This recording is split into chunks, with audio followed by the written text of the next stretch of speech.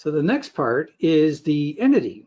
So in the entity, this is where the command was sent from the service interface off to the entity. So the entity in CQRS and event sourcing is called the write side, where changes occur and you're writing data, you're producing data.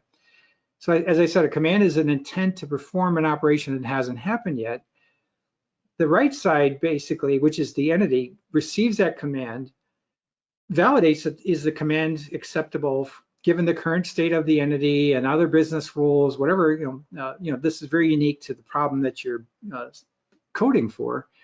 But you validate the command, and if everything's good, what happens is an event object is created, and that event object is persisted. So the events are historic statements of historical fact. It's something that's happened in the past, like item added in the past tense. It's something that's already happened. So the command said add an item to the shopping cart. An event says the item was added to the shopping cart.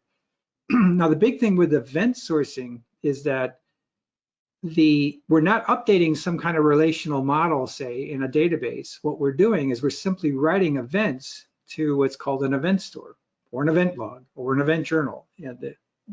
These things are known by many different names, but the simple fact of the matter is that this is a data structure. It could be a simple relational table, it could be Cassandra. It's kind of a key value thing. There's a key that has the, say the entity ID, maybe a sequence or a timestamp or something like that, and then the contents of the event itself. That's the value.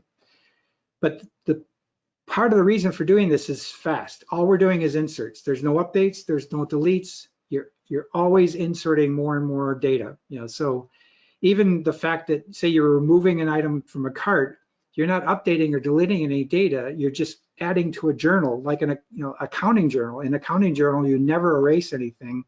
You're always making adjustments to the journal. Well, that's exactly how these event stores work. That's why they're often called event journals also as well, because they perform just and act just like a journal. So, but performance is fast. It's a single simple insert. That's it.